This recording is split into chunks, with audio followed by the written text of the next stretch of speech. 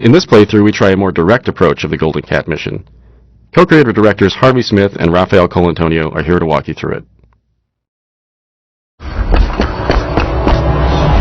Okay, so this time the player has done a different sequence leading through the streets leading up to the Golden Cat, and it has come in through the rooftops. So a lot of vertical movement in the game, a lot of mobility. In the previous area, you can get dropped off in the river, and you're here to kill Custis and Morgan Pendleton. And therefore, there are several different ways to enter the Golden Cat area. In this playthrough, we're going to do very brutally.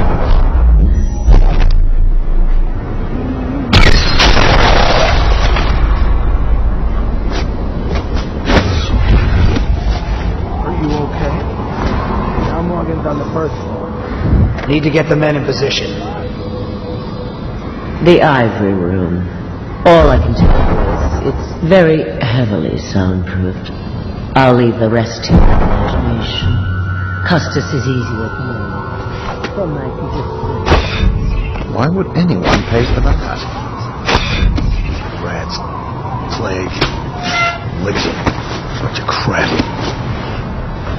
Huh?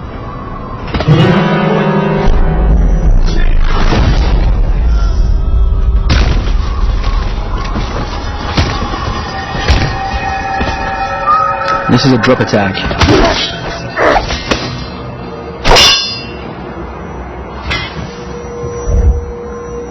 Talk to that nice girl again. The one I told you about. You're out the Golden Cat, right? Yeah.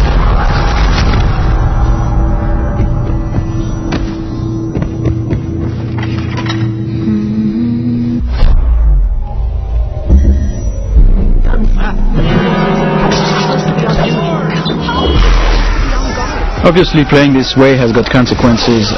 Some of them is that we track the number of death and innocents that the player kill, and this derives the ending, but also derives some of the little story beats all along the game.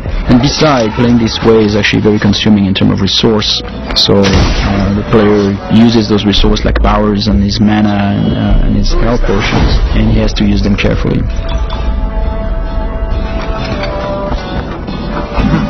Might be worth checking out.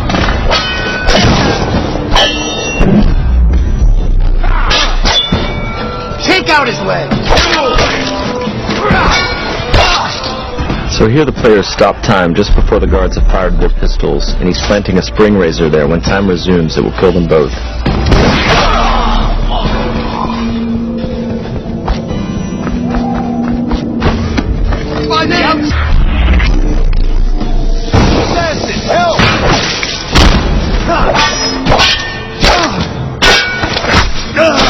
The game's combat with the sword, the melee combat, involves blocking and counterattacks if the blocking is timed correctly.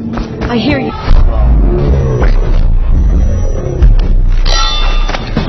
I'm a... I'll have you whipped and put to work in the...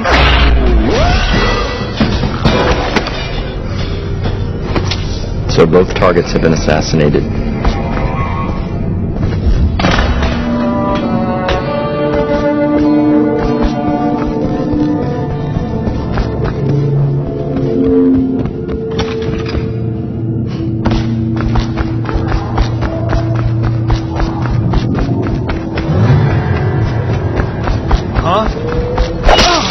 Someone help me out! Get over here!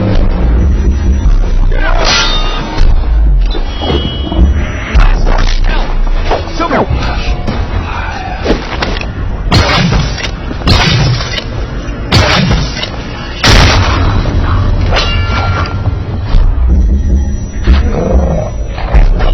The player's summoning rats.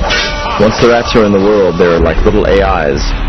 So sometimes the guards win, sometimes the rats win. And here the player has possessed one of his own rats and is now getting away.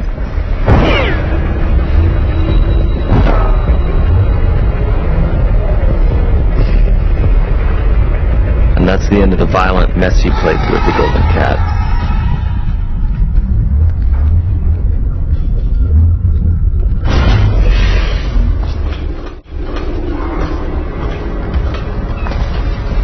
So this is a very different area. The previous area with posh and pretty, this is like desolated, abandoned. This is actually the area where there are weepers. It's called the flooded district. And there are those tall boys here that are preventing the weepers. The weepers are the plague-infected people. Those tall boys, their job is to prevent them from accessing the rich area. So they will shoot at the weepers and they will shoot at anything that tries to get through, including the player.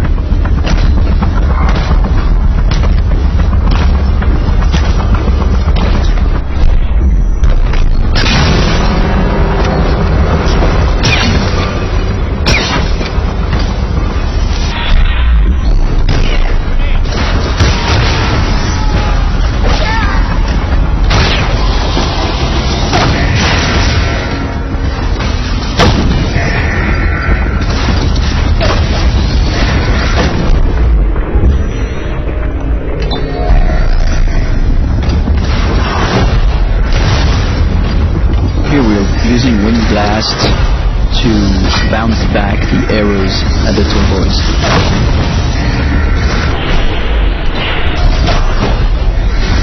Using wind blast to knock the tall boys' phosphorescent arrows back at them is another combination of game mechanics that we did not plan for, but players found it quite fun. So we made some small changes to help support it.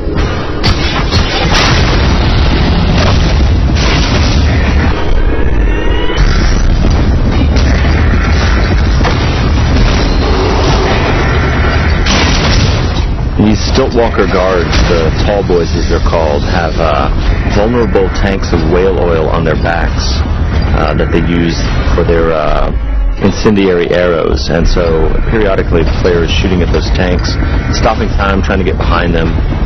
The shields all around them are actual breakable wooden shields, so they absorb some of the player's shots, but periodically the player breaks one of them off. Here the player just possessed a tall boy and he's going to escape the area through those wall of lights here via tall boy. So the wall of light is a Tesla-like security device that's a powerful electrical field, and the guards at the beginning of their shift are attuned to it so they can walk through it, but the player cannot unless he hacks it.